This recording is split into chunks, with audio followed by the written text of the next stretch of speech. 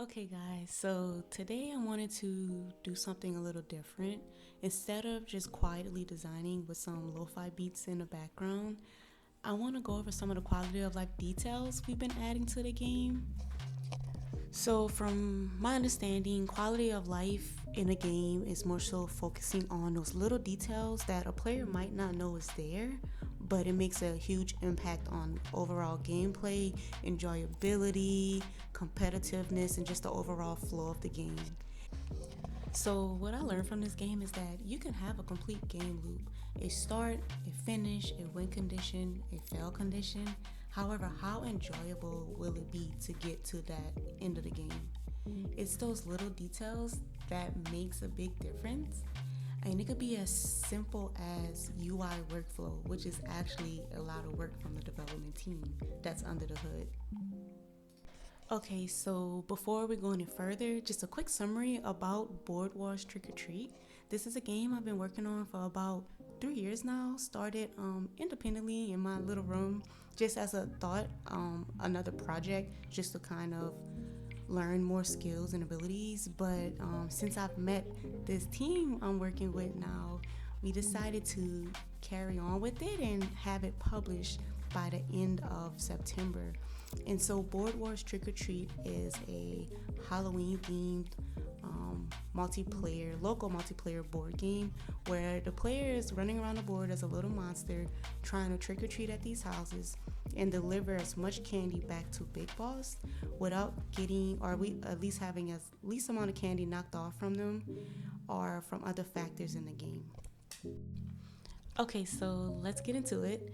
The first mechanic I want to talk about, our quality of life change that we wanted to address, is our trick or treat mechanic, more so our trick mechanic. What happens is when a player lands at a house in trick or treat, they have the option to treat, which actually they get candy placed into their inventory, or a trick where they don't get candy in their inventory, however, they can knock candy off of another player with the limitation of they have to be standing on the same colored tile on the board. So, one potential drawback that was brought up to us was that why would a player trick when they could potentially get 30 pieces of candy in a treat? There was about 6 different colored tiles on the board, and with one player alone, there's a 1 in 6 chance that that player will be on the same colored tile as you. So in that case, you will have a bunch of players all deciding to treat and not really steal candy from each other, which can become really redundant and repetitive at a point. So the first change that we made was actually limit the amount of colors that are on that main central board. You can see here is where I started working to limit the colors down to 4, which were red, blue, green, and yellow. Now, when a player tricks, there's a 1 in 4 chance that someone will actually be on that same color tile as you, just with one player alone. If you're playing with 2 other players or 3 other players, it's a bit more successful. You can see here, this is where I started editing the tiles, and I decided to just go with red, blue, yellow, green, and I actually didn't like how green and yellow looked together, so I separated those 2 colors. In addition to the tile colors, we also adjusted how much candy can be stolen. At one point, it was just a random variable between like 2 and 20, I think, something like that. However, we have these tile counters that raises the amount of candy that you can get at a trick or treat based on how many tiles you run across on the board. And we decided to utilize that also with the trick mechanic. So if you get that score count up to 30, you could potentially knock 30 pieces of candy not off of just one player, but potentially 3 other players, and that could quickly bring you closer to that leaderboard. And not only that, but once you successfully trick or treat, that tile counter or that number that's on the door front goes back down to 5. So what happens is you have 4 players playing on this board and they're either trick or treating, and that score is constantly, or that tile counter is constantly going back down to 5, it's least likely that you're going to get a 30. However, when you do get that 30, it's going to feel that much more pleasing or exciting because you finally reached your 30 tile count. You're going to feel like you beat another player to it, and it's going to feel like you put in more work to get to that 30, which I thought was another indirect quality of life update to the trick or treat. That was advice that was actually given to us by one of our playtesters as well. So here's when I saw my work, and I was like, my work is good. So let's move on to the next task. I was very pleased, very pleased. Alrighty, so the next change that we discussed making was changing the gate mechanics. We have 4 gates going across the board that allows access to additional parts of the map. And at the end of these alleyways are special tiles. There's 4 in total that can kind of switch up the board or change the game in its own way. Now, to open up one of these gates, a player would have to purchase it with 30 pieces from their own inventory to gain access to these additional spaces.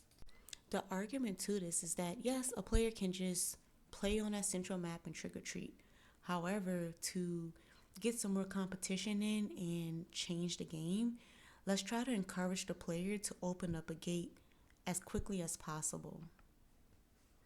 And at the moment, 30 pieces of candy can be a big chunk if you're only getting about 5 to 15 at a time, and then yet alone possibly getting knocked off when somebody successfully tricks against you.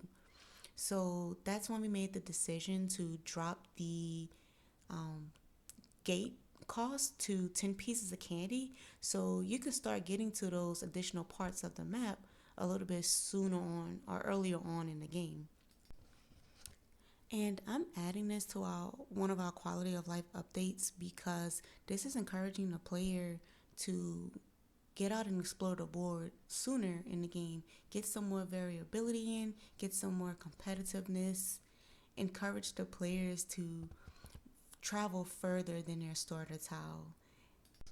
Again, it's one of those small and simple changes that actually makes a big difference on gameplay and a way we can encourage the player to play our game. Now, the next quality of life update that I like to talk about on this video is kind of a 2-in-1 topic. We have the actual mechanic of delivering the candy to Big Boss, which is where the player has to land back on their player start tile, and that's when the candy transitions from their inventory to the actual score of the game. So once this candy is delivered, it can no longer be stolen as of now. And this is the basic game loop of the game. You trick or treat, you get candy, you steal candy, and then you deliver it back to Big Boss. And that can easily be displayed with just some mathematics going on in the background. You get the player score, and the game still runs perfectly. However, players still need a way to visually see this happening. And one of our developers came up with a really good idea to let's make candy piles at each of the player start tiles, and these candy piles will grow as the player delivers more and more candy. And this is a quick way without having to pull up a scoreboard for players to quickly assess who has the most candy, to feel rewarded once they deliver their candy, and it's just visually pleasing overall. And to add to this, another way we encourage the player to not only explore the board but also deliver their candy and don't try to harbor all of the candy in one go and potentially win the game in one go, we actually limit the amount of candy a player can have indirectly without them actually knowing. We do this indiscreetly. So, to discourage a player from collecting large amounts of candy in one go, we decrease their speed amount once they reach a certain limit of candy. And in a way, you can say that, oh, their pockets are full and they're heavy, so now they're moving slower. And that plays into the feel of the game with a little bit of storytelling. This is one of my favorite effects of the game, and it's simply just using a particle effect, a variable to change the speed, along with a little sound cue to indicate that the player is sweating and their speed is slowed down, and also a little UI widget prompt. So now with this method, it's not actually beneficial for a player to harbor large amounts of candy at one time, because the longer time they spend with all this candy in their pockets, the more likely it is to get stolen by other players and other parts of the map. So there you have it. That's all of the topics I wanted to talk about today. Just those 4 or 5 changes that we made that I really feel make a big difference on our game. Please excuse me if I sound a little tired now. It is 12 o'clock past my bedtime, but I was determined to get this video finished. Still, I will end this video with a little bit of game design and lo-fi and call it a night. So thanks for listening, everyone, and have a good night. Bye-bye.